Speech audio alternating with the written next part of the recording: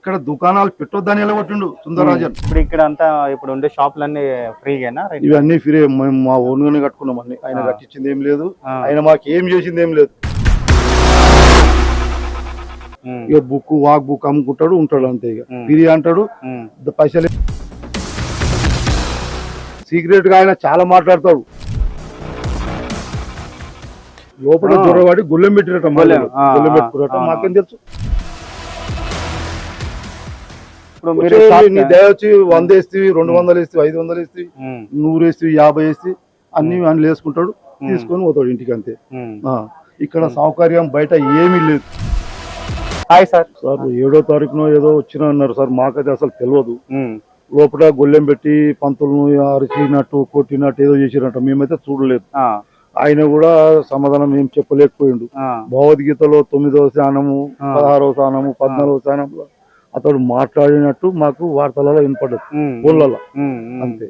ఇప్పుడు కొంతమంది వచ్చి దాడి చేసినప్పుడు ఎవరికైనా టెన్షన్ ఉంటది. లోపల జ్వరవాడి గుళ్ళెం పెట్టినట్ట, గుళ్ళెం పెట్టుకున్నట్ట మాకేం తెలుసు.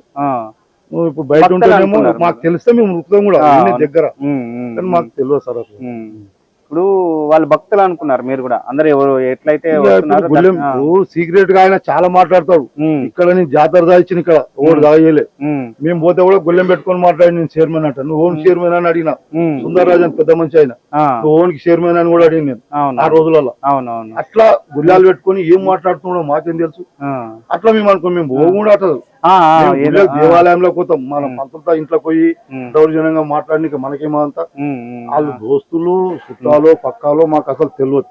మాకు తెలిస్తే వాళ్ళని మేము పట్టుకుంటుంటే ఇక్కడ ఏంది అడుగుతుంటే, పంతులను ఎందుకు విమర్శిస్తున్నారు, పంతులను ఎందుకు ఇది చేస్తున్నారు మీరు, అవన్నీ అడిగేటోళ్ళం మేము. కానీ మాకు తెలియదు కదా, మేము ఇక్కడే ఉంటాం. మేము ఇక్కడే, ఆయన కూడా ఇక్కడే. మరి మాకు తెలియదు, మేము ఏం చెప్పాలి సార్. ఇప్పుడు అలాంటి వాళ్ళకి శిక్ష మన ప్రభుత్వం నుంచి ఏదైనా జరగాలంటే, శిక్ష అంటే దౌర్జన్యంగా వచ్చినట్టు అట్లా బాగుండదు. ఎవరైనా ఉంటే 10 మందిలో కూర్చొని పంతులు ఏం చేస్తున్నాడు అని మాలోన అందరిలోన కలిసి మాట్లాడితే అది లెక్క అంటారు. వాళ్ళు వచ్చి దౌర్జన్యంగా లోపల ఇంట్లో గొల్లెం పెట్టి మాట్లాడము చాలా ఇనర్కరం సార్. అది చేసుకున్న సంగతి మాకు తెలియదు సార్ అంటున్నారు, కానీ మేము చూడలేదు. అందులో ఫోటోలు ఉన్నది కదా, అందులో కూడా చేసినట్టు కనపడలే. అదే భగవద్గీత అడుగుతుంటే పంతులు దానికి సమాధానం చెప్తాడు ఎందుకు అని మేము అనుకుంటున్నాం.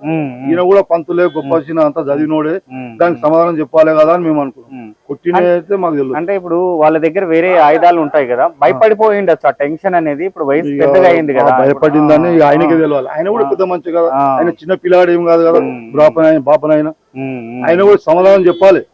నా దగ్గరకు వచ్చి ఇట్లా అడుగుతున్నారు అంటే దానికి భగవద్గీతలో నీకు 9వ స్థానం 14వ స్థానం 16వ అడుగుతుంటే దానికి ఒకటైనా సమాధానం చెప్పాలి కదా. నువ్వు కూడా తెలియపడవు కదా, నువ్వు ఒక దేవుని దగ్గర జ్ఞానం చేస్తున్నావు కదా. మళ్ళా నీ ఇంట్లోకి వచ్చి నీ ఇంట్లో గొల్లెం పెట్టి అడుగుతుంటే నువ్వు సమాధానం చెప్తలేవు. మాలాంటి వాళ్ళకి మంచి ఫోన్లు చేసి చెప్పి పిలిపించి నా మీద అరుస్తున్నారు, నన్ను కొడుతున్నారు అంటే మేము అడుగుతుంటాం. మీరు ఎందుకు వచ్చిరా బాపనని ఎందుకు ఇది చేస్తారా అని అడుగుతుంటాం. మాకు అసలే తెలియదు ఆ విషయం. ఇప్పుడు ఇక్కడ అంతా ఇప్పుడు ఉండే షాపులన్నీ ఫ్రీగానా? ఇవన్నీ ఫ్రీ. మేము మా ఓన్గానే కట్టుకున్నాం అన్ని. ఆయన కట్టించింది ఏం లేదు, ఆయన మాకు ఏం చేసింది ఏం లేదు. గుళ్ళేనే ఆయన గుళ్ళే ఉండి ఇంత వచ్చిన వాళ్ళు దయతోటి పైసలు వేస్తే తీసుకుంటాడు. ఇక బుక్ వాక్ బుక్ అమ్ముకుంటాడు ఉంటాడు అంతే. ఇక ఫ్రీ అంటాడు, పైసలు వేపించుకుంటాడు, వాక్ బుక్ కూడా అమ్ముతాడు. నీ దయ వచ్చి 100 వేస్తే 200 వేస్తే 500 వేస్తే 100 వేస్తే 50 వేస్తే అన్ని అన్ని వేసుకుంటాడు, తీసుకొని పోతాడు ఇంటికి అంతే. ఇక్కడ సౌకర్యం బయట ఏమీ లేదు. బయట భక్తులు వచ్చి కూర్చుందామంటే ఏం లేదు. మా హోటల్ వచ్చి కూర్చోవాలి, ఛాయ్ నీళ్ళు తాగిపోవాలి. ఆయన చేసింది ఏమి లేదు. ఇక్కడ ఏ నీళ్ళు దానికి ఉందా, ఓ షెడ్ ఉందా, కూర్చొని ఆ ఇర్శాంతి తీసుకొని ఉందా, ఏమి చేయలేడు. ఇక ఆయన బుట్టని నింపుకుంటుండ అంతే. ఆయనకు ఒకటే లాభం, ఆయనకు అదే లాభం అయిపోయింది. ఇక మేము ఇంత గొప్ప చాలా అమ్ముకుంటున్నాం పోతున్నాం. మేము కష్టపడతాం. మేము వజన్ తెచ్చి పల్లాలు వజన్ తెచ్చి పెట్టి కష్టపడి పొద్దుగాల మబ్బుల సంధి రాత్రి 6-7 గంటల దాకా అమ్ముకొని మా ఇండ్లకి మేము వెళ్ళిపోతాం. అంతే. ఇక ఏమైనా బుద్ధి పుట్టినప్పుడు దేవునికి పోయి మొక్కుతాం అంతే. ఆయన చేసింది ఏమి లేదు. ఇక్కడ దుకాణాలు పెట్టొద్దని ఎలగొట్టిండు సుందరరాజన్. మళ్ళా పోయి మళ్ళొచ్చి మళ్ళా దుకాణాలు పెట్టుకున్నాం. మేము స్థానికంగా మేము ఇక్కడ పుట్టినోళ్ళము, నువ్వు ఎక్కడో తమిళనాడు నుంచి వచ్చినావా అని బెదిరించి పెట్టి బతుకుతున్నాం ఇక్కడ మేము.